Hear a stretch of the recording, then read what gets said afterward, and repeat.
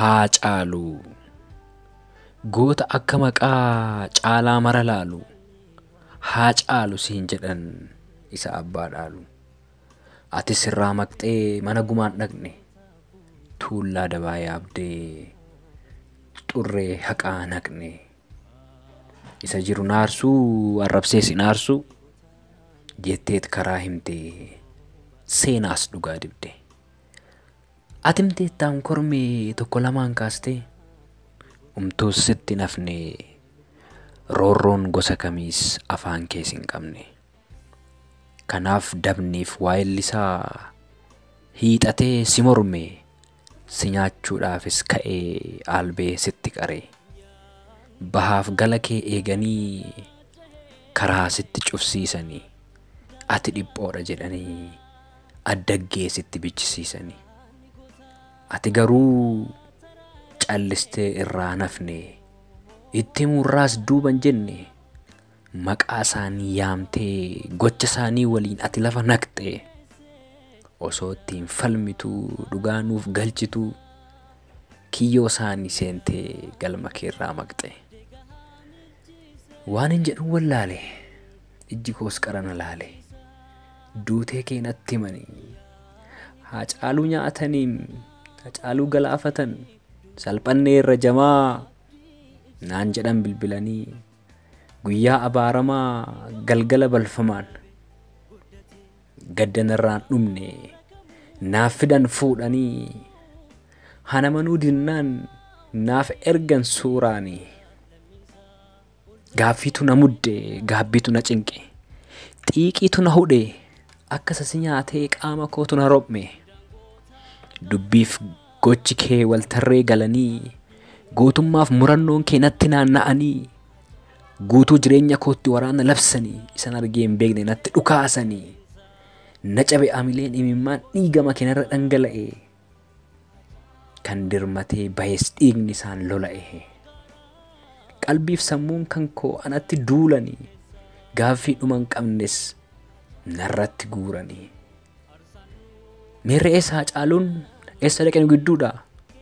Maaf dhufee nun laalu maafoo nuuf hin sirbu? Eessa ree leenci koo bokkistuun urjiin koo? Amala dur hin beekne eessaa nutti fide? Inni nuti hin eegne eessaa nurraa bute? Innoo nurraa nafne gaafa obboleessi du'eyyuu guyyaa laman bulle gaafuma haadha isaa ifaan nyaatan iyyuu. Oromoo koo danda'ee ija kee hin obsuum hicciitii godhadhee garaa koos hin dhoksuum. Gadda koo mo'amee ani sirraan dheessu sodaachisa diinaan ani takkaan seessu. Nuun hin jenne inni gaaf dirree masqalaa gaafa dhaamni gale gaaf dubbiin cancalaa. Naan jedha yaadannoon koo qalbii fi keessi koo ammas hin dhabeeree jajjabduu haadhoo koo. Mee eessan si barbaada akkan godhee noo si obsa? Iddoo keessa na'u eenyutu naaf dhaabbata? Ibidda qabsiiste sana'u eenyutu qaqqaammata? Gubaa keessa kootii akkamittan dhoksa? Atin jirtu jedhee mee akkam godheetan keessa kiyya mooksa? Mee naaf mikaa hacee abbaa maraa?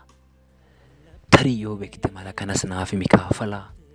Silaa hunda beektaa hunda soona keektaa. Dubbadhu kaanusiinii osoo si jaallannu diddeen nuun hin oodiinii. Himadhu nuun shakkiinii akkasuma hin beekne nyaara nutti hin guuriinii. Waa hunda dhaammattee kan akkamiin dagatte saba keetiif dhaabbattee ofiin uumaaf of gatte.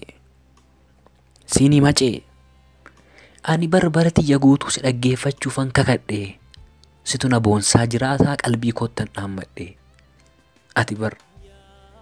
Ati bar na qaanessiteen beektu bakka feete dhaabbattee. Ati jirta jennaan diinni duruu haphattee. Ati waa dubbattee jennaan keessoon ishee duruu laaqamte. Ati yoomirraa ustiree ni galchitetti dhaadattee.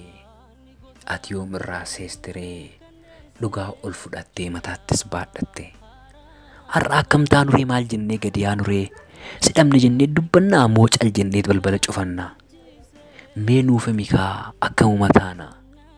Lakki ni kaatanii dhufta jenneetu abdiin si eeggannaa moo yookaan dhufneet awwaalcha keetti marsinii tarreen sirra dhaabbanna?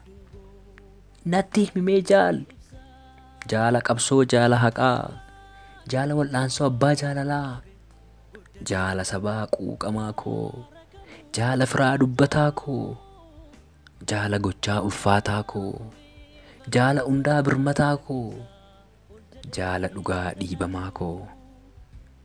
Mee ergaa kee anatti dhaammadhu, maal siif haa ta'u, maal siif haa godhu? Ol jedhimee didiinii nu yayyamamee maqaan akkuma kee durii, mormadhu meen ciisinii nutti himamee waanta ture haqaan atumaan nu furii. Eenyu qabnu eenyuun lollu, eenyuun butnu maaliin fallu? Akkamiin baasnu mee gumaa kee, akkamiinoo guddisnu mee ilmaan kee?